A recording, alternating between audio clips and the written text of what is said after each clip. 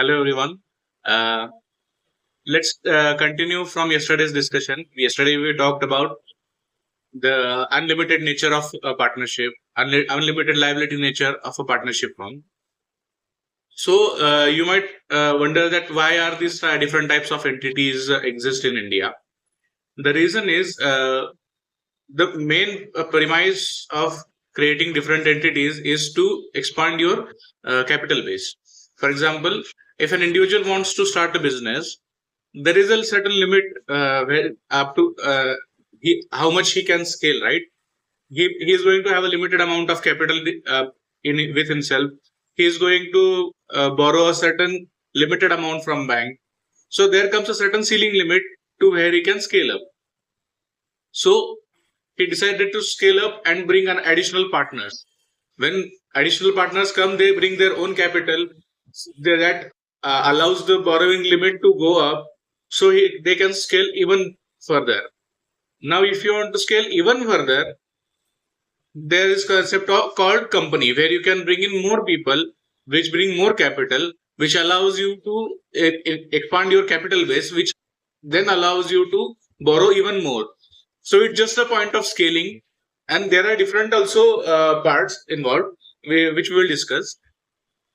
Now, when we say partnership, there are certain limitations to it. Yesterday, we talked about one of the limitations, that there is unlimited liability on partner's hand.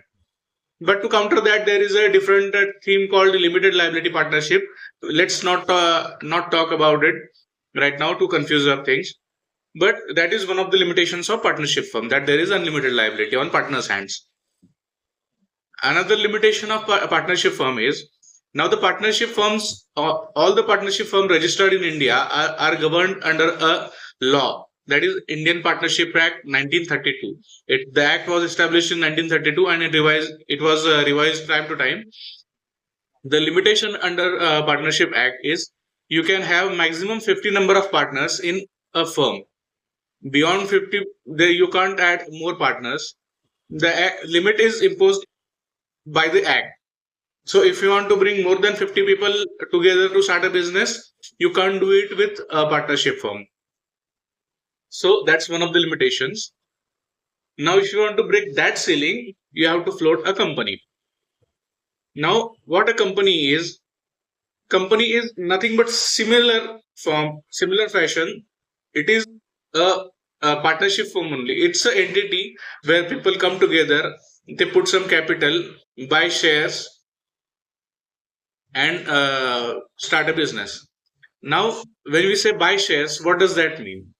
See, whenever partners come together, continuing example of you and your friend coming together, bringing 10,000 and starting a partnership firm. What did you do? You bring in 10,000 and you bought 50% of profit share in that partnership firm, right? That is why it is called as share capital, that you are sharing that capital.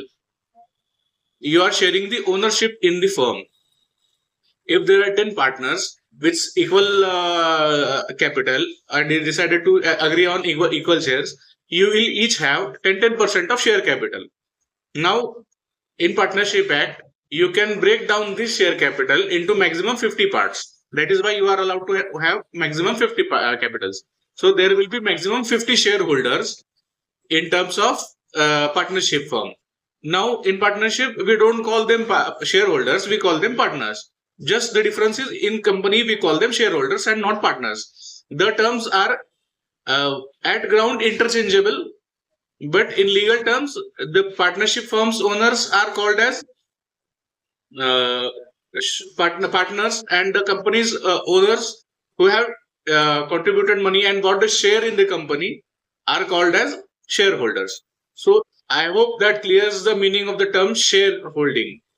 Shareholding means you are buying share into the company, the certain percentage of ownership. Even if you now want to buy a share of Reliance Industries or Zomato online, what if you are doing nothing but buying a certain proportion of your share in the ownership of the company? That one share is very minuscule, because the share of company has been split into hundreds and thousands and lakhs of units. That's why you are able to invest a small amount and get a share in the business.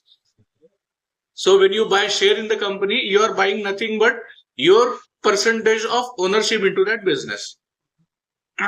I hope that now when you say when you will hear someone say I'm buying this share in the company, I'm buying share of that company, you will understand what they are actually saying. They are buying a certain percentage of ownership into that company when they are buying the share.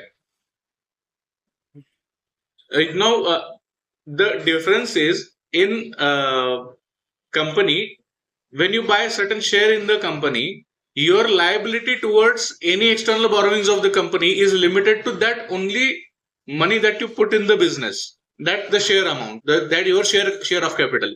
If the company goes bankrupt, when the company when bankruptcy is nothing but your borrowings are more than your current assets.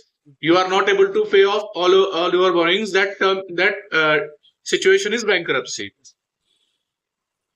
When a company goes bankrupt, the owners of those company, which are shareholders, these people are not personally liable to pay out of their own pockets.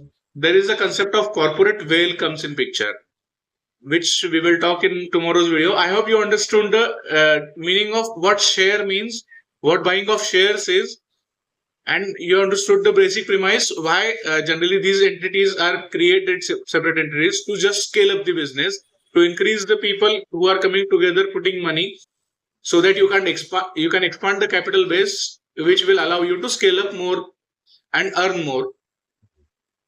So that's it for today. Thank you.